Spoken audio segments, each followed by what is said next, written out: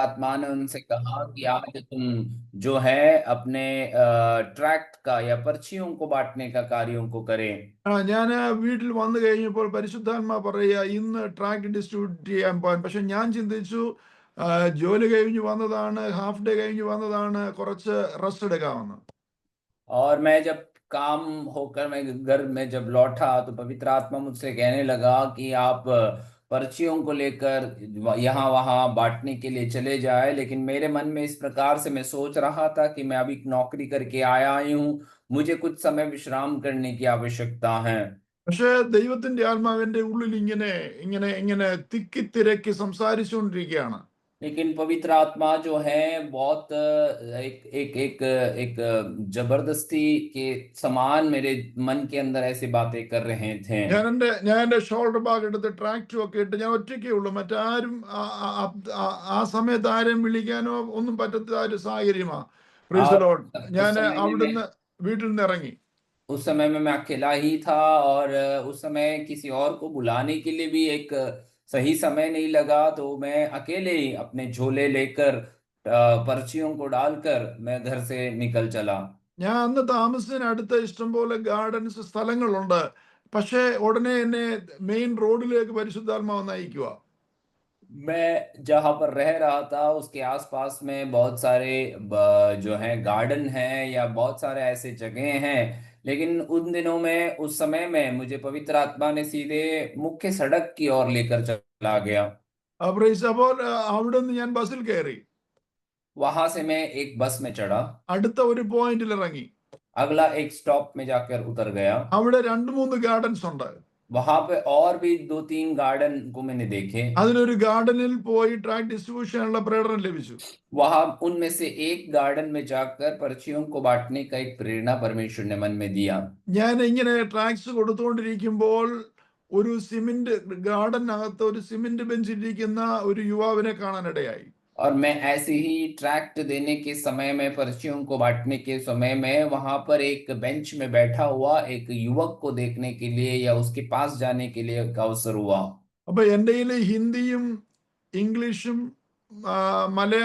ഇംഗ്ലീഷും ഹിന്ദിയും മലയാളമുള്ള ട്രാക്ട്സ് ഉണ്ട്. मेरे पास जो था उस समय में इंग्लिश, अंग्रेजी में, हिंदी में और मलयालम भाषा में जो है पर्चियां मेरे हाथ में रहती थी। ഞാൻ അദ്ദേഹത്തിന് കൊടുത്തത് ഇംഗ്ലീഷിലുള്ള ഹെൽപ്പ് ഫ്രം എബവ് എന്നുള്ള ട്രാക്ട് ആയിരുന്നു. मैंने उनको जो पर्ची दिया था वो अंग्रेजी भाषा की थी, कि ऊपर से मिलने वाली सहायता के विषय में। അദ്ദേഹം എൻ്റെ ആ ട്രാക്റ്റിൽ എൻ്റെ മുഖത്ത് ഒന്ന് നോക്കിയിട്ട് ചോദിച്ചു, മലയാളത്തിൽ ചോദിച്ചു, മലയാളം ഉണ്ടോ എന്ന്. और उन्होंने उस पर्ची को देखकर और मेरे चेहरे पर देखकर इस प्रकार से मुझसे पूछा, क्या ये पर्ची आप मलयालम भाषा में दे पाएंगे? ഞാൻ മലയാളം എടുത്തു കൊടുത്തു, ദൈവസഹായം. और मैंने मलयालम भाषा की वो पर्ची उठाकर उनके हाथ में दी, उसमें भी वही वही विषय എന്നോട് അദ്ദേഹം ചോദിച്ചു, അച്ഛനാണോ എന്ന് ചോദിച്ചു. उन्होंने फिर मेरे से इस प्रकार से पूछा, क्या आप एक फादर हो? അത്രയും ചോദിച്ചപ്പോൾ ഞാൻ അദ്ദേഹത്തോടൊപ്പം ആ ബെഞ്ചിലിരുന്ന് സുശേഷം പറഞ്ഞു. उतना उन्होंने जब मेरे से पूछा तो मैं उसी जो बेंच है वहां पर बैठकर उनसे प्रभु के सुसमाचार को बांटने लगा। അടുത്ത ദിവസം എന്നോടൊപ്പം അദ്ദേഹം ചർച്ചിൽ വന്നു. अगले ही दिन मेरे साथ वे कलीसिया में आए। Praise the Lord. അദ്ദേഹം രക്ഷിക്കപ്പെട്ടു, സ്നാനപ്പെട്ടു, ഇന്നും ബോംബെ പട്ടണത്തിലുണ്ട്. और वो जो है दास जो है वो उद्धार पाए, बपतिस्मा लिए, और आज भी मुंबई शहर में वो हैं। അതിന്റെ പ്രാധാന്യം എന്താണെന്ന് നിങ്ങളൊന്ന് ചിന്തിച്ചോ? उसका महत्वपूर्ण बात क्या है, या उसमें इतनी अहम बात क्या है, आपने कभी सोचा है?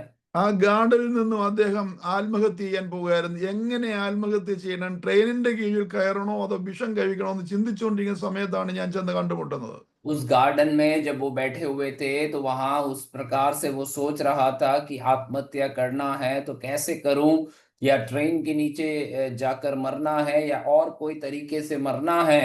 इस प्रकार का विचार को वहां पर बैठकर वो कर रहा था। അന്ന് ആ സമയത്ത് ദൈവശബ്ദം കേട്ട് ഞാൻ ഇറങ്ങി ചെന്നില്ലായിരുന്നെങ്കിൽ നമുക്കൊരു ന്യൂസ് കേൾക്കാമായിരുന്നു, അദ്ദേഹം ഒരു മലയാളിയായ യുവാവ് ട്രെയിനിന്റെ കീഴിൽ കയറി ആത്മഹത്യ ചെയ്തെന്ന്. यदि उस दिन मैं प्रभु की आत्मा की उस शब्दों को सुनकर उस जगह पर नहीं पहुंचा होता तो हो सकता है कि ऐसा एक खबर हम उन दिनों में सुनते कि एक केरल के एक युवक जो है ट्रेन के नीचे अपने जान को दे दिया। കാരണം ഇതാണ് പലരിൽ നിന്ന് കടം വാങ്ങിച്ചുകൊണ്ട് ഗൾഫിലേക്ക് പോകാൻ വന്ന പൈസ ഏജന്റിന് കൊടുത്തു. അദ്ദേഹം തിരിച്ചു തരുന്നില്ല, ഗൾഫിൽ പോകാൻ സാധിക്കുന്നില്ല, വീട്ടിലേക്ക് തിരിച്ചു പോകാനും പറ്റത്തില്ല. അങ്ങനെ സിറ്റുവേഷനിൽ അദ്ദേഹത്തിന് മുന്നിൽ ഒരു വഴിയേ ഉള്ളായിരുന്നു, ആത്മഹത്യ ചെയ്യുക. कारण ये भी था कि उनके इस प्रकार के निर्णयों को लेने के पीछे कि वे अपने देश को छोड़कर, अपने गांव को छोड़कर, कईयों से उधारी में पैसे ले आकर विदेश जाने के लिए वे आए थे। यहाँ पर आकर एजेंट को अपना पैसा को दे दिया, लेकिन बाद में ना तो एजेंट उनको बाहर गांव भेजा है, ना तो उनको कोई विषय में संपर्क कर रहा था, उनका पैसे डूब गया। ऐसे जब अवस्था में आए तो बड़े चिंतित हुए, कैसे लौटकर गांव जाएंगे, कैसे कर्ज को चुकाएंगे। तो इस प्रकार से आत्महत्या का एक निर्णय को लेने में आ गए। അദ്ദേഹം വിശ്വാസത്തിൽ വന്നതിന് ചില ആഴ്ചകൾ കഴിഞ്ഞപ്പോൾ ഏജന്റ് അദ്ദേഹത്തിന് തിരിച്ച് പൈസ കൊടുത്തു. വീണ്ടും അദ്ദേഹം ഗൾഫിൽ പോയി, ബോംബെയിൽ തിരിച്ചു വന്നു, ഇവിടെ നല്ലൊരു കമ്പനിയിൽ ജോലി ചെയ്തു. ഇപ്പോൾ ഭാര്യയും 3 മക്കളുമായിട്ട് സുഖമായി ജീവിക്കുന്നു. और विश्वास में आने के कई हफ्तों बाद उस एजेंट ने उसे जो पैसे उसके लिए हुए थे उसको उन्होंने चुकाया। उसके पश्चात उन्हें फिर परमेश्वर ने बाहर गांव जाने का एक अवसर प्रभु ने दिया। उसके बाद वो लौटकर इस मुंबई शहर में आए। वे आज अपनी पत्नी के साथ 3 बच्चों के साथ इस मुंबई शहर में वास कर रहा है। നമ്മുടെ വിഷയം ഇതാണ്, നമ്മൾ പ്ലാൻ ചെയ്യുന്നതിനപ്പുറമായി ഒരു ദൈവശബ്ദം കേട്ടാൽ നാം അനുസരിക്കാൻ തയ്യാറാണോ? और हमारा विषय यहाँ पर यह है कि हमने जो योजना बनाया है उससे भी परे जब परमेश्वर की आत्मा जब हमसे बातें करता है या उस योजना के परे कार्यों को करने के लिए कहता है, तो क्या हम उसको सुनने के लिए तैयार है या नहीं। നമുക്ക് എല്ലാ മനുഷ്യർക്കും അവരുടേതായ ഒരു ഫ്യൂച്ചർ പ്ലാൻ അവർ ചെയ്യുന്നുണ്ട്. हर एक व्यक्ति, हर एक मनुष्य अपने विषय में एक भविष्य की योजनाओं को बनाकर रखते हैं। ചില സാഹചര്യങ്ങളിൽ നമ്മളത് ഡൈവേർട്ട് ചെയ്യേണ്ടതായിട്ട് വരുന്നു. कई बार ऐसी योजनाओं को हमें काट कर कोई और रास्ते में जाने की एक अवसर प्रभु देता है। നമ്മുടെ തീരുമാനങ്ങൾക്കപ്പുറം ദൈവത്തിന്റെ തീരുമാനത്തിനാണ് നാം വില കൊടുക്കുന്നതെങ്കിൽ അവിടെയൊക്കെ ദൈവിക പദ്ധതി നമ്മുടെ ജീവിതത്തിൽ വെളിപ്പെടുകയും അതിലൂടെ ദൈവം നമ്മൾക്ക് അനുഗ്രഹം പ്രാപിക്കുകയും ചെയ്യുന്ന കാണാൻ സാധിക്കും.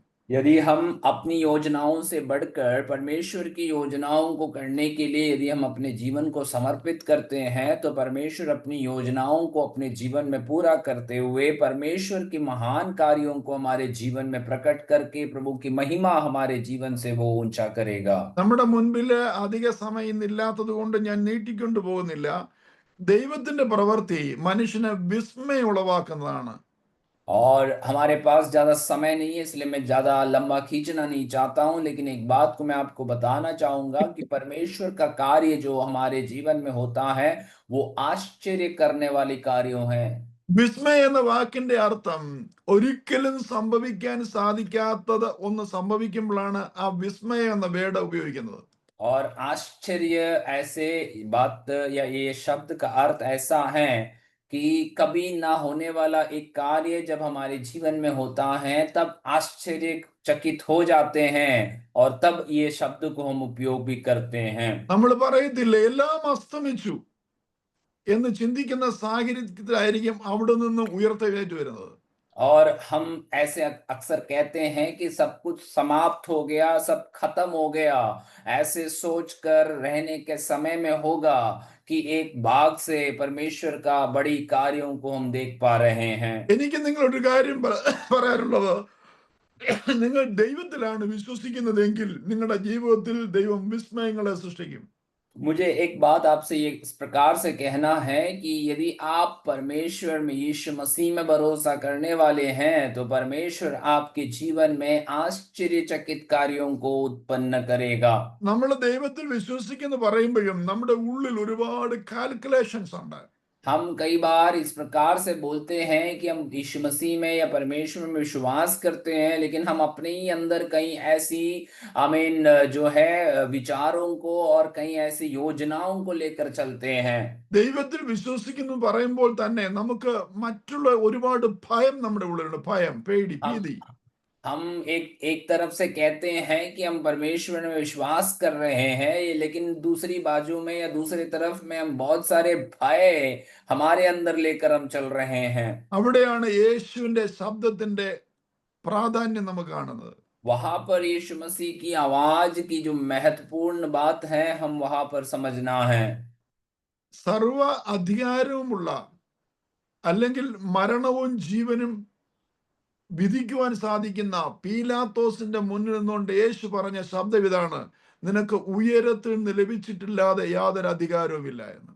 सब कुछ अधिकार रखने वाले पिलातुस से जब जिसके पास मृत्यु या जीवन का अधिकार उस समय में पाया गया था, उसी से यीशु मसीह सीधे सीधे उसके चेहरे पर देखकर कहता है कि जब तक तुझे परमेश्वर ने अनुमति नहीं दिया हो, तब तक तू ये कार्य मेरे ऊपर नहीं कर सकता।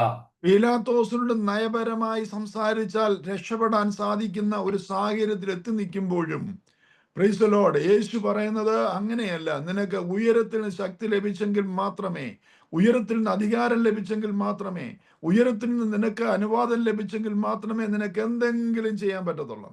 और ऐसे एक समय पर, ऐसे एक अवसर पर यीशु मसीह वहां पर खड़ा था कि यदि पिलातुस के साथ अच्छे रीति से, हमारी भाषा में बोले जाए तो उसको खुश कराने वाली बातों को यदि कहा जाए, तो हो सकता है कि यीशु मसीह को वहां से वो छुड़ा सकते हैं। लेकिन पिलातुस से यीशु मसीह सीधे उसके चेहरे पर देखकर कहता है कि जब तक ऊपर से तुझे अनुमति नहीं मिलता, तब तक तू मेरे जीवन में ये नहीं कर पाएगा।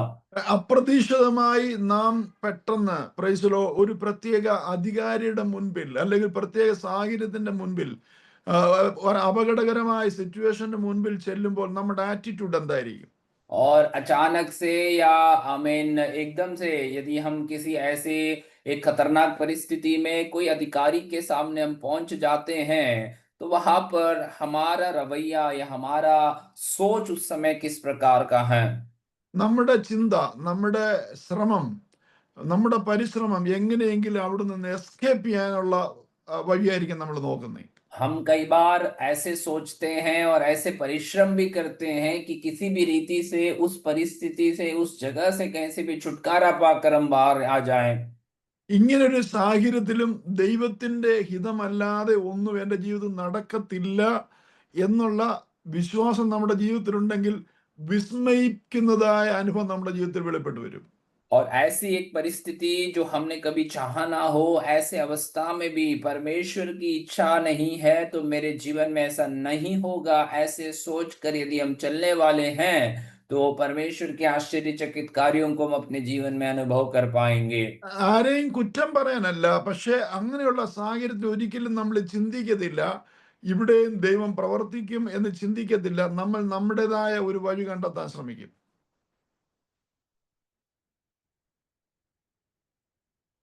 സജൻ പാസ്റ്ററിന്റെ നെറ്റ് മുടക്കിയോ? പോയി. ആ हाँ, बस ഒന്നുകൂടെ റിപ്പീറ്റ് ചെയ്യാം. ആ, ആ, നമ്മളെ ക്രിട്ടിക് സിറ്റുവേഷനിൽ എത്തിച്ചേരുമ്പോൾ ഇവിടെയും ദൈവം പ്രവർത്തിക്കും, ദൈവത്തിന്റെ ഇഷ്ടം മാത്രമേ നടക്കൂ എന്ന് നാം ചിന്തിക്കാറില്ല. അവിടുന്ന് എങ്ങനെയെങ്കിലും ഒന്ന് എസ്കേപ്പ് ചെയ്യാനുള്ള റൂട്ടാണ് നമ്മൾ കണ്ടെത്താൻ നോക്കുന്നത്.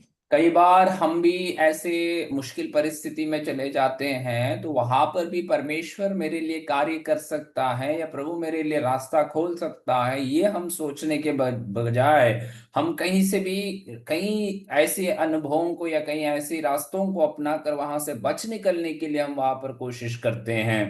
പക്ഷെ ഇപ്പൊ യേശു പറഞ്ഞു, യേശു അധികാരിയായ പീലാത്തോസിന്റെ മുൻപിൽ നിൽക്കുമ്പോൾ പറയുന്ന ആ ആറ്റിറ്റ്യൂഡ് നമ്മുടെ ജീവിതത്തിൽ ഉണ്ടാകണം.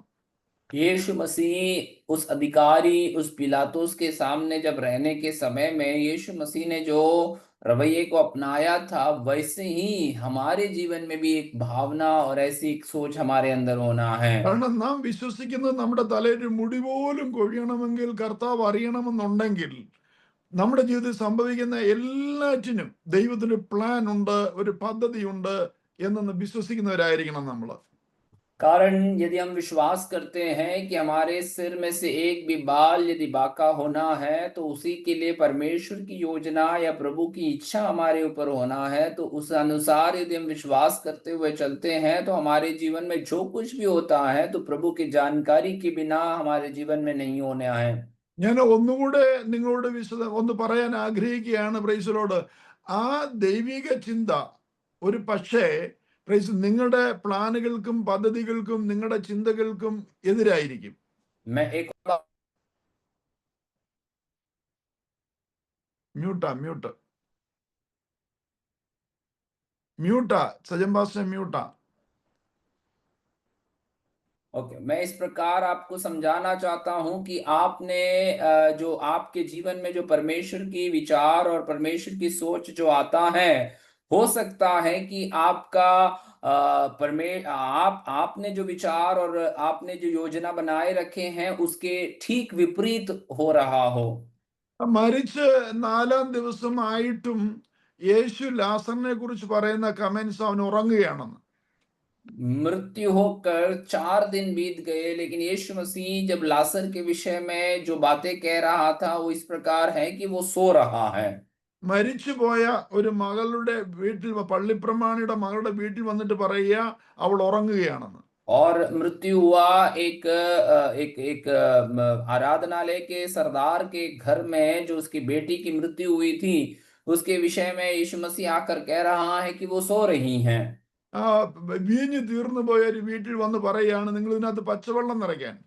और जिस जगह पर विवाह में दाखरस खत्म हुआ था, यीशु मसीह आकर उनसे कहता है कि तुम यहाँ पर पानी को भर देना। ഇങ്ങനെയുള്ള സംഭവങ്ങളാണ് നമുക്ക് കാണുന്നത്, നമ്മൾ കേൾക്കുന്നത്. और ऐसी ही घटनाओं को हम देखते हैं और सुनते भी हैं। അവിടെയൊക്കെ സാധാരണ ഒരു മനുഷ്യനെ ഉൾക്കൊള്ളാൻ സാധിക്കാത്ത ശബ്ദമായ യേശുവിൻ്റെത്. वहां पर एक साधारण से मनुष्य कभी भी अपने जीवन में समझ नहीं पाएंगे या ग्रहण नहीं कर पाएंगे, ऐसे शब्दों को यीशु मसीह बताता है। ആ ഒരു ആത്മീയ തലത്തിലേക്ക് നമുക്ക് എത്തിച്ചേരാൻ സാധിക്കുന്നെങ്കിൽ മാത്രമേ നമുക്ക് ആ ദൈവത്തിന്റെ ആത്മീയമായ ആ അനുഭവങ്ങൾ പങ്കുവെക്കാൻ സാധിക്കത്തുള്ളൂ. और वैसे एक आत्मिक स्तर में जब तक हम नहीं पहुंच पाते हैं, या हम यदि उस आत्मिक स्तर में पहुंच जाएं, तभी हम परमेश्वर की योजनाओं को और परमेश्वर के कार्यों को हमारे जीवन में किस प्रकार से हो रहा है उसको हम बेहतर समझ पाएंगे। മനുഷ്യന്റെ മുൻപിൽ ഒരു ഫൂളിഷ്നെസ് ആയിരിക്കും. हो सकता है कि मनुष्य के सामने वो एक मूर्खता का विषय है। നിയമത്തിന്റെ മുൻപിൽ ഒരു പക്ഷേ നിയമത്തിനെതിരായിരിക്കും. हो सकता है कि कानून के सामने कानून के विरोध में आप काम कर रहा हो। നമ്മുടെ കൾച്ചറിന് അഗൻസ്റ്റ് ആയിരിക്കും അത്. हो सकता है कि आपके जो रीति रिवाज और परंपरा है उसके ठीक विपरीत आप काम कर रहे हैं। കുഷ്ഠരോഗികളുടെ അടുത്ത് പോകുകയോ കുഷ്ഠരോഗികളെ സ്പർശിക്കുകയോ ചെയ്യുവാൻ ഒരു യഹൂദന് അവകാശമില്ലാതിരിക്കുമ്പോൾ യേശു ചെന്ന് കുഷ്ഠരോഗിയെ സ്പർശിക്കുന്നു. एक कोढ़ हुआ व्यक्ति के पास जाना या उसी से संपर्क करना एक यहूदी के लिए वर्जित था। यीशु मसीह उस कोढ़ हुए लोगों के पास जाते हैं, उनसे बातें करते हैं, उनसे मुलाकात करते हैं। രക്തസ്രാവക്കാരിയായ ഒരു സ്ത്രീക്ക് യാതൊരു കാരണവശാലും സമൂഹ മധ്യ വരുവാൻ സാധിക്കില്ല, പക്ഷെ അവൾ ബന്ധപ്പെട്ട് യേശുവിനെ സ്പർശിക്കുന്നു. एक लहू बहने वाली स्त्री को किसी भी कारणवश उस समाज में बाहर निकलने की अनुमति नहीं है, लेकिन वहां पर हम देखते हैं कि यीशु मसीह को वो आकर बड़े जल्दी में आकर वो उसे छू कर जाती हैं। ഞാനൊരു ബിൽഡിങ്ങിന്റെ പണിക്ക് തുടങ്ങിയപ്പോൾ വിശ്വാസത്താല തുടങ്ങിയത്. मैंने एक बिल्डिंग का निर्माण कार्यों को जब शुरुआत किया तो विश्वास के साथ मैंने शुरुआत किया। ഇടയ്ക്ക് അതിന് തടസ്സം ഉണ്ടായപ്പോൾ ഒരാളിനോട് ചോദിച്ചു ഇയാൾ എന്തോ വിചാരിച്ചുകൊണ്ടാ തുടങ്ങി വെച്ചെന്ന്. बीच में उस काम में थोड़ा एक रुकावट आया, तो एक व्यक्ति ने मुझे इस प्रकार से पूछने लगा कि आप क्या सोच के ये सब चालू किए। ഞാൻ പറയാം, അദ്ദേഹം പറഞ്ഞ സത്യമാണ്. കാരണം ഒരു ബിൽഡിംഗ് പണി തുടങ്ങുമ്പോൾ ഇരുന്ന് കണക്ക് കൂട്ടി ഇത് ചെയ്യാൻ നിവൃത്തിയാകുമോ എന്ന് ചിന്തിച്ചിട്ട് വേണം തുടങ്ങാൻ. और उन्होंने जो बोला है वो सही बात बोला था। कारण एक बिल्डिंग निर्माण करने के लिए यदि हम कार्य कर रहे हैं तो उसी के पहले हम बैठकर उसी के विषय में सारी गिनतियों को करना जरूरी है कि ये मैं पूरा कर पाऊंगा या नहीं कर पाऊंगा। എന്നാൽ അതിനിടയിൽ ദൈവത്തിന്റെ പരിശുദ്ധാത്മാവിന്റെ ഒരു ഇടപെടൽ ഉണ്ടായി കഴിയുമ്പോൾ നമ്മൾ അതിലാണ് ട്രസ്റ്റ് ചെയ്യുന്നത്. लेकिन उसके बीच में जब परमेश्वर की पवित्र आत्मा का एक भेंट हमारे जीवन में जब हो जाता है और प्रभु की आत्मा जब हमसे करने के लिए कहता है, तो उस बात को मानकर हम अपने कार्यों को आगे बढ़ाते हैं। നിങ്ങൾ പ്രാർത്ഥിക്കുന്ന പല വിഷയത്തിന്റെയും മറുപടി ലഭിക്കുന്ന ഈ ലോകത്തിന്റെ നിയമങ്ങൾക്കനുസരിച്ചോ ലോകത്തിന്റെ കൾച്ചറിനനുസരിച്ചോ ആയിരിക്കത്തില്ല, അത് ദൈവത്തിന്റെ നടത്തിപ്പിനനുസരിച്ചായിരിക്കും. आप प्रार्थना करने वाले कई विषयों का उत्तर इस दुनिया के नियम के अनुसार या दुनिया की रीति रिवाज और परंपरा के अनुसार आमीन होकर नहीं होगा, परंतु उसके विरोध में आप जब कार्य करते हैं तब शायद प्रभु की आत्मा आपके जीवन में काम करेंगे। അത് കാണുമ്പോഴാണ് മറ്റുള്ളവര് വിസ്മയം എന്ന വേർഡ് പറയുന്നത്, വിസ്മയിച്ചു. और ऐसे कार्यों को जब देखते हैं तो बाहर के लोग जो देख रहे हैं वे आश्चर्यचकित हो जाते हैं। ഇവിടെ ഇത് ലാസറിന്റെ അടുത്ത് വന്ന് പറയുകയാണ്, സഹോദരിമാരോട് പറയാ, അവൻ ഉറങ്ങുകയത്രയെന്ന്, ഞാൻ ഉണർത്താൻ और പോകുന്നു. यहाँ पर देखिए कि यीशु मसीह लाजरस के पास आकर अपने बहनों उसकी बहनों को कह रहा है कि देखो वो सो रहा है। നിങ്ങളൊന്ന് ഇമാജിൻ ചെയ്ത് നോക്കിക്കേ, നിങ്ങളാണ് അല്ലെങ്കിൽ ആണ് ഈ മനുഷ്യൻ മരിച്ചെന്ന് സർട്ടിഫൈ ചെയ്തത്, അവന്റെ കൈയും കാലും കെട്ടിയത്, അവനെ കൊണ്ട് അടക്കിയത്, കല്ലുരുട്ടി വെച്ചത്, ഇതെല്ലാം കഴിഞ്ഞിട്ട് ഒരു മനുഷ്യൻ അല്ലെങ്കിൽ ഒരാൾ ഉപദേശം പറയുകയാണ് ഈ അവൻ ഉറങ്ങുന്നേ ഉള്ളെന്ന് പറഞ്ഞാൽ എന്തായിരിക്കും നമ്മുടെ ചിന്താഗതി? आप थोड़ा सोच कर देखिए, कल्पना कर कर देखिए कि आपने यदि उस व्यक्ति को मृत्यु घोषित करते हुए उसके हाथ पैरों को बांध कर उसे उस कब्र में डाला हो और आपके सामने यदि बोला जा रहा है कि ये मृत्यु नहीं हुआ है, ये सो रहा है, तो आपकी प्रतिक्रिया कैसे होंगे? കണ്ടു നിന്ന പബ്ലിക് എല്ലാം പറഞ്ഞു ഇവനെന്തോ മനുഷ്യനാ, ഇവനെ കുറച്ച് നേരത്തെ വരേണ്ടതായിരുന്നു. और वहां पर आसपास में जितने भी लोग खड़े थे वे सब इस प्रकार से कहने लगा कि एक ऐसा व्यक्ति है, इसे थोड़ा देर पहले आना चाहिए था। പ്രതീക്ഷ മുഴുവൻ നഷ്ടമായതിനെ ഒരു ശബ്ദം കൊണ്ട് ഉണർത്തി തിരിച്ച് കൈ കൊടുത്തു. और सारी उम्मीद जब नष्ट हुए, खो गए थे, तब वहां पर यीशु मसीह ने अपनी एक आवाज से उसे जिलाया और उसे अपने लोगों को दे दिया। വർഷങ്ങളായി വിഷയങ്ങൾക്ക് വേണ്ടി പ്രാർത്ഥിക്കുന്ന ദൈവവേദലേ, നിന്റെ വിഷയത്തിന്റെ മേൽ എന്റെ ദൈവത്തിന്റെ ഒരു ശബ്ദം മതി അത് തിരിച്ചു കിട്ടുവാൻ. सालों से कई विषयों के लिए प्रार्थना करने वाले प्रिय लोगों, वो परमेश्वर का एक आवाज काफी है कि आपके जीवन के कार्यों को सुधार में लाने के लिए। നിങ്ങളുടെ ആഗ്രഹങ്ങളെയും ആശകളെയും പ്രാർത്ഥനാ വിഷയങ്ങളെയും കുഴിച്ചിടുവാൻ വേണ്ടിയല്ല യേശു ഭൂമിയിൽ വന്നത്, പിന്നെയോ കുഴിച്ചിട്ടതിനെ, നഷ്ടപ്പെട്ടതിനെ മടക്കി നിങ്ങളുടെ കയ്യിൽ തരുവാൻ വേണ്ടിയാണ്. आपकी आग्रहों को, आपकी इच्छाओं को, आपकी प्रार्थनाओं का विषय जो है उसे गाड़ कर रखने के लिए नहीं आया, लेकिन आपकी इच्छाओं को इस पृथ्वी में पूरा करने के लिए यीशु मसीह इस संसार में आया है। ഇവിടെ ഇത് മർക്കോസിന്റെ സുവിശേഷം 5-ാം അധ്യായം 35 മുതൽ വായിക്കുമ്പോൾ ഒരു സംഭവം നമുക്ക് കാണാൻ സാധിക്കുന്നു. यहाँ पर देखिए मरकुस रचित सुसमाचार उसके 5 अध्याय उसके 35 से लेकर आगे की आयतों को पढ़ेंगे तो वहां पर एक घटना को हम पढ़ पाते हैं। പള്ളിപ്രമാണിയായ ഒരു മനുഷ്യൻ യേശുവിന്റെ അടുക്കൽ വന്നിരിക്കുക, തന്റെ മകളെ സൗഖ്യമാക്കണം. आराधनालय के सरदार जो हैं यीशु मसीह के पास आकर कह रहा है कि मेरी बेटी को चंगाई कर। ഇങ്ങനെ യേശുമായി സംസാരിച്ചുകൊണ്ട് നിൽക്കുമ്പോൾ തന്നെ ന്യൂസ് ലഭിക്കുകയാണ്, മകൾ മരിച്ചുപോയി. और ऐसे ही यीशु मसीह से बातें करने के संदर्भ में ही आमीन उस आराधनालय के सरदार के घर से खबर आ रहा है कि बेटी मर गई हैं। പക്ഷേ യേശു പറയാ, ഭയപ്പെടണ്ട, വിശ്വസിക്കുക മാത്രം ചെയ്യുക. लेकिन यीशु मसीह का उत्तर उस व्यक्ति के लिए इस प्रकार से है कि तू भयभीत ना कर, तू मत डर, केवल विश्वास कर। അപ്പോൾ നമ്മുടെ ജീവിതത്തിൽ വരുന്ന ഇഷ്യൂസ് നാം ഭയപ്പെടാതെ വിശ്വസിക്കുക മാത്രം ചെയ്യുമ്പോൾ അതെങ്ങനെ മെറ്റീരിയലൈസ് ചെയ്യാൻ പറ്റും?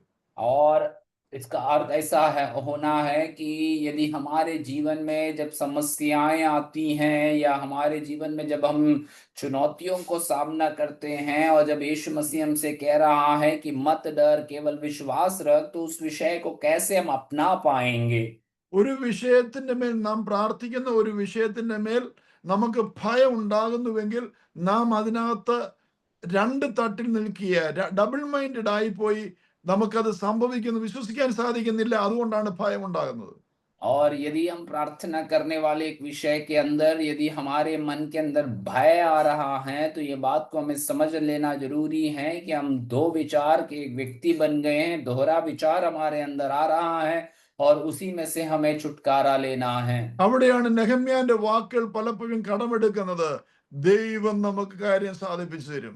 वहां पर नेहम्या कहने वाले एक शब्द को हमें उधारी में लेना जरूरी है। नेहम्या इस प्रकार से कहता है कि हमारा परमेश्वर हमारे कार्यों को पूरा करेगा। എന്തെല്ലാം ഇഷ്യൂ ഉണ്ടായപ്പോഴും നെഹമ്യാ പറഞ്ഞ ഒരൊറ്റ വാക്കേ ഉള്ളൂ, ദൈവം കാര്യം സാധിപ്പിച്ചു തരും. कितना भी समस्याएं उसके जीवन में आए, उसके बीच में खड़े हो जाए, नेहम्या इस प्रकार से कहता है कि परमेश्वर हमारे लिए कार्यों को पूरा करेगा।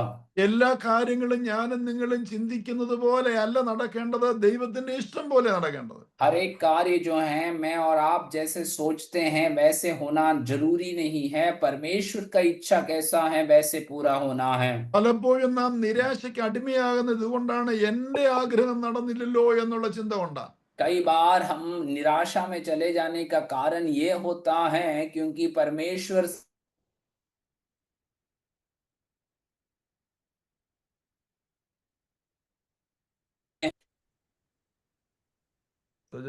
നെറ്റ് ഓക്കെ പറഞ്ഞു. कई बार हम इस विषय में नाराज हो जाते हैं कि प्रभु से हम इस प्रकार से कह देते हैं कि परमेश्वर ने मेरी इच्छा को पूरा होने नहीं दिया। യേശുവിന് പീലാത്തോസിന്റെ അടുക്കൽ നിന്ന് പെട്ടെന്ന് രക്ഷപ്പെടാമായിരുന്ന വഴി ഉണ്ടായിരുന്നു. यीशु मसीह को उस पिलातुस के सामने से जल्दी से अपने जीवन को बचाकर निकालने की अवसरें थी। ഭയപ്പെടാതെ ധൈര്യത്തോടെ പീലാത്തോസിനോട് സംസാരിച്ച നിമിത്തം യേശു അവിടുന്ന് രക്ഷപ്പെടുകയല്ലായിരുന്നു, ക്രൂശിക്കപ്പെടുകയായിരുന്നു. आमीन। बिना डरे यीशु मसीह इस पिलातुस के सामने से बचने के वजह से बचने की कोशिश ना करने के कारण यीशु मसीह को वहां से क्रूस पर जाने का या क्रूस पर मरने का एक दंड दिया गया। അപ്പൊ രക്ഷപ്പെടുക, അല്ലെങ്കിൽ മരിച്ചവരിൽ നിന്ന് ഉയർത്തെഴുന്നേറ്റ് വരിക, യേശു ക്രൂശിക്കപ്പെടുക, ഇതെല്ലാം പിതാവിന്റെ ഇഷ്ടത്തിനകത്തുള്ള കാര്യമായിരുന്നു. और वहां से क्रूस पर जाना, बचने से पहले क्रूस पर मृत्यु होना, ये सब यीशु मसीह का या वो परमेश्वर का इच्छा था जो यीशु मसीह ने अपने जीवन में पूरा किया है। നാം പ്രാർത്ഥിക്കുന്നു എന്നതിന്റെ അർത്ഥം നമ്മുടെ സകല ആഗ്രഹങ്ങളെയും ദൈവസന്നിധി വെച്ച് നിവർത്തിക്കുവാൻ വേണ്ടി കൊടുക്കുന്ന ഒരു ഏജൻസി അല്ല. हम प्रार्थना करने का अर्थ ये नहीं कि हमारे सारी इच्छाओं को परमेश्वर की उपस्थिति में रखें और प्रभु उसके लिए हमारे जीवन में काम करें। കർത്താവിന്റെ ഇഷ്ടമാണ് നമ്മുടെ ജീവിതത്തിൽ നടക്കേണ്ടത് എന്ന ഒരു ഉറപ്പും ധൈര്യവും വിശ്വാസം നമ്മുടെ ഉള്ളിൽ ഉണ്ടായിരിക്കണം. हमारे अंदर हमेशा एक प्रकार का एक निश्चय होना है और एक विश्वास होना है कि परमेश्वर का कार्य मेरे जीवन में पूरा हुए। പള്ളിപ്രമാണിയുടെ വീട്ടിലുള്ള എല്ലാവരും പറഞ്ഞു ആ കുട്ടി മരിച്ചുപോയി എന്ന് പറയുമ്പോഴും യേശു പറയാ, അല്ല ഉറങ്ങുകയാന്ന് പറഞ്ഞിട്ട് യേശു അവരുടെ വീട്ടിലേക്ക് വരിക. और उस आराधनालय के सरदार के घर के सभी लोग आकर कह रहा है कि उस बेटी ये जो है मर चुकी है, लेकिन यीशु मसीह वहां पर कहता है नहीं, वो मरी नहीं है, वो सो रही है, और उनके घर तक यीशु जाता है। ഇങ്ങനെയുള്ളവർക്ക് പരിഹാസമായിട്ടിരുന്ന യേശുവിനെ അവർ പരിഹസിച്ചു എന്ന് അവിടെ എഴുതിയിരിക്കുന്നു. और ऐसे कहने वालों को लोग ठट्टे में उड़ाते हैं, और वहां पर नीचे की आयतों में आप पढ़ेंगे तो वहां पर ये बात को बताया जाता है कि यीशु की बातों को सुनकर लोग हंसी उड़ाए। അപ്പൊ പിതാവിന്റെ ശബ്ദം കേട്ട് ദൈവ ഇഷ്ടം ചെയ്ത് ദൈവത്തിന്റെ ശബ്ദം കേട്ട് സംസാരിക്കുമ്പോൾ ആൾക്കാർ പരിഹസിക്കും. और पिता की बातों को सुनकर परमेश्वर की इच्छा को पूरा करने के लिए यीशु मसीह जब आगे बढ़ता है तो वहां पर हम देखते हैं कि आसपास के लोग जो खड़े थे वे उसे हंसी उड़ाए। അപ്പൊ നമ്മൾ ചിന്തിക്കുക, നാം സമൂഹത്തെയാണോ നോക്കുന്നത്, മറ്റുള്ളവരെയാണോ നോക്കുന്നത്, അതോ ദൈവശബ്ദത്തിനാണോ ചെവി കൊടുക്കുന്നത്? और आज हमें ये बात को सोचना जरूरी है, क्या हम बाहर के लोगों को ज्यादा मायने हमारे जीवन में दे रहे हैं, या यीशु मसीह या परमेश्वर की जो वचन है या जो शब्द है उसे हम सुन रहे हैं। നമുക്കെല്ലാം കോമൺ ആയിട്ടുള്ള ഒരു ചിന്തയാണ്, എപ്പോഴും മനുഷ്യരെന്തോ പറയും. हम सब अक्सर इस प्रकार से सोचते बैठ जाते हैं कि बाहर के लोग क्या कहेंगे, മറ്റുള്ളവരെന്ത് പറയും. दूसरे लोग क्या कहेंगे। നമ്മൾ മറ്റുള്ള മുൻപിൽ മുഖം മിനുക്കുവാൻ ആഗ്രഹിക്കുന്നവരാ. हम कई बार बाहरी लोगों के सामने अपने चेहरे को साफ रखने की कोशिश कर रहे हैं। ഉള്ളിന്റെ ഉള്ളിൽ എത്ര തീ കത്തിയാലും മുഖത്ത് നമ്മൾ അത് പ്രകടിപ്പിക്കാതെ നമ്മൾ ചിരിച്ചുകൊണ്ടിരിക്കും. और अंदर ही अंदर कितने भी आग जलने की अवस्थाएं क्यों ना हो, हम अपने चेहरे पर हमेशा मुस्कुराहट को बताते हुए चल रहे हैं। ഉള്ളതിനെ ഉള്ളതുപോലെ ചിന്തിക്കത്തില്ല. കാരണം എന്നാ പറയത്തില്ല. കാരണം എന്നാന്ന് വെച്ചാൽ മറ്റുള്ളവരെന്ത് പറയും. और जो विषय है उसे वैसे के वैसे हम नहीं बोलते हैं या बता पाते हैं, कारण हमारा सोच ये है कि दूसरे लोग क्या कहेंगे। അപ്പൊ ഇവിടെ ദൈവശബ്ദം, യേശുവിന്റെ ശബ്ദം വന്നപ്പോൾ ആൾക്കാർ പരിഹസിക്കുക. और यहाँ पर यीशु मसीह की आवाज जब वे सुन रहे हैं तो लोग वहां पर मजाक कर रहे हैं। പരിഹസിച്ചവരെല്ലാം യേശു പുറത്താക്കി.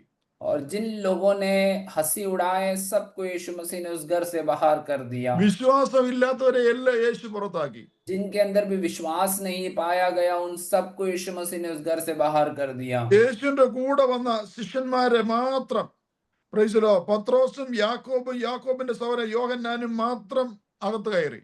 और यीशु मसीह के साथ आए हुए जो चेले थे, पतरस, याकूब और यूहन्ना, वो तीनों को ही परमेश्वर घर के अंदर जाने की अनुमति दी है। പിന്നെ ഈ കുട്ടിയുടെ അമ്മയും അപ്പനും, और साथ ही साथ ये बच्चे की माता पिता को भी।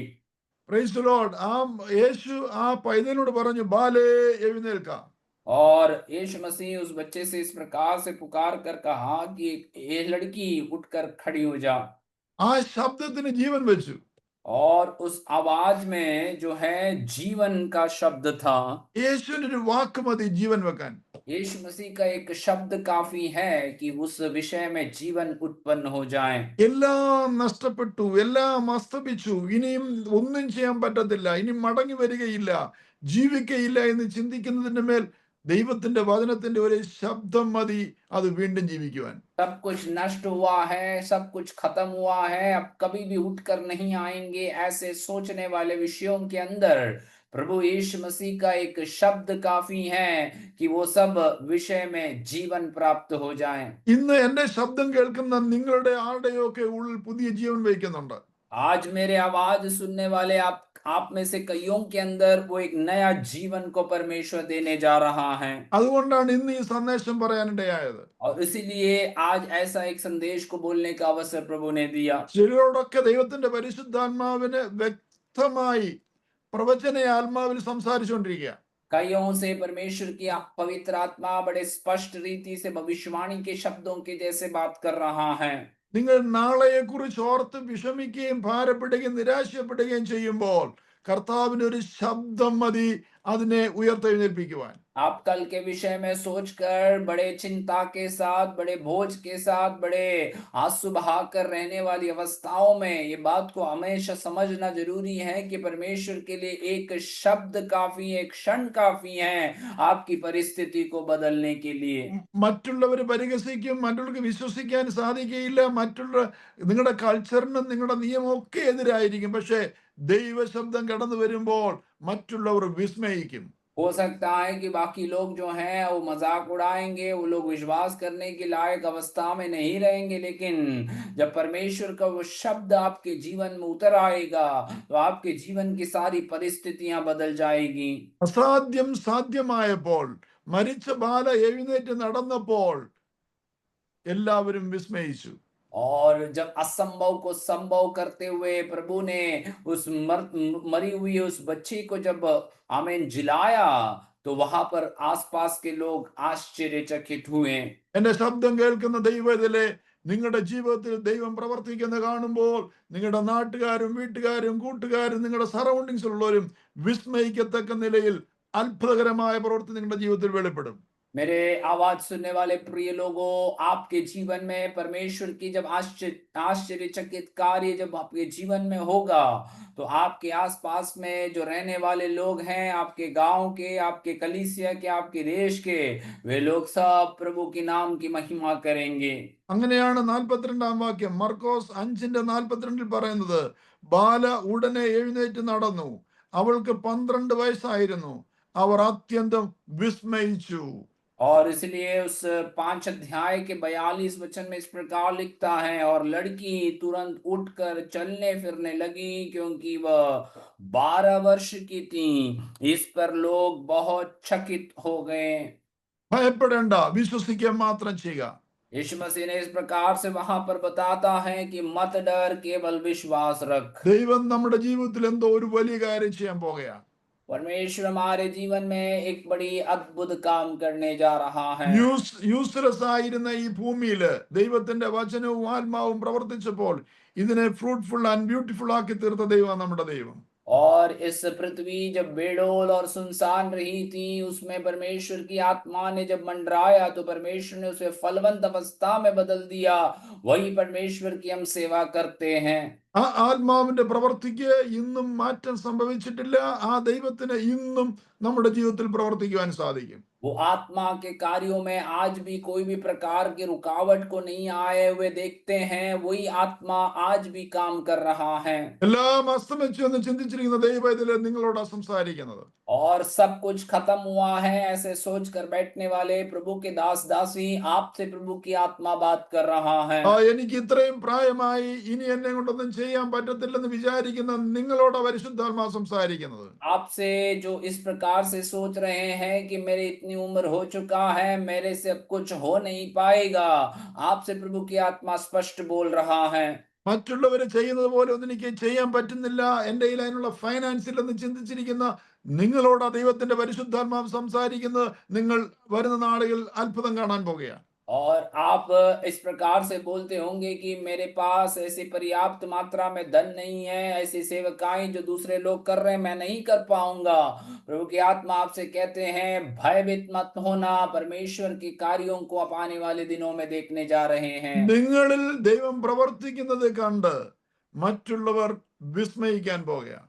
आपसे परमेश्वर जैसे कार्य करते हुए देखते हुए बाकी लोग जो हैं चकित हो जाएंगे। വിശ്വസിക്കുന്നവർ കരങ്ങൾ ദൈവത്തിന് മഹത്വം കൊടുത്താട്ടെ. विश्वास करने वाले सभी लोग अपने हाथों को उठाकर प्रभु को महिमा देंगे। എനിക്ക് വേണ്ടിയാണ്, നിങ്ങൾക്ക് വേണ്ടിയാണ് ഇന്നത്തെ ഈ മെസ്സേജ് ദൈവം സ്പെഷ്യൽ ആയിട്ട് തന്നത്. आज मेरे लिए और आपके लिए परमेश्वर ने जो इस संदेश जो है विशेष रूप से हमारे बीच में दिया है। യേശു പറയുക, ഭയപ്പെടേണ്ട, വിശ്വസിക്കുക മാത്രം ചെയ്യുക. यीशु मसीह इस प्रकार से कहता है कि भय मत मत डर, केवल विश्वास रख। ആ ദൈവത്തിന്റെ വചനത്തെ ഇന്ന് മെറ്റീരിയലായി തീരുവാൻ ദൈവം ഇടയാക്കട്ടെ. उन प्रभु के वचनों को आज हमारे जीवन में साक्षात रूप से होने के लिए प्रभु की आत्मा हमारे अंदर काम करे। പറയൂ, ഇനിയും ദൈവത്തിന് എന്നെ ആവശ്യമുണ്ട്. आप अपने आप से इस प्रकार से बोलने पाए कि और प्रभु मुझसे काम करना चाहता है। എന്റെ കുടുംബത്തെ ആവശ്യമുണ്ട്. मेरे परिवार प्रभु चाहता है। എന്റെ കുഞ്ഞുങ്ങളെ ആവശ്യമുണ്ട്. मेरे प्रभु को मेरे बच्चों की जरूरत है। എന്റെ ശുശ്രൂഷ ആവശ്യമുണ്ട്. मेरी सेवकाई की जरूरत है। എന്റെ സാഹചര്യങ്ങളെ ആവശ്യമുണ്ട്. मेरे परिस्थितियों को परमेश्वर की आवश्यकता है। കർത്താവെ, ഞാൻ അതിനായിട്ട് സമർപ്പിക്കുന്നു. प्रभु हम उसी के लिए अपने आप को समर्पित करते हैं। യേശുവിൻ നാമത്തിൽ തന്നെ ആമേൻ. यीशु मसीह के नाम से आमेन। ഈ വചനങ്ങളാൽ ദൈവം നിങ്ങളെ അനുഗ്രഹിക്കുമാറാകട്ടെ. वचनों के द्वारा प्रभु आपको आशीष अनुग्रह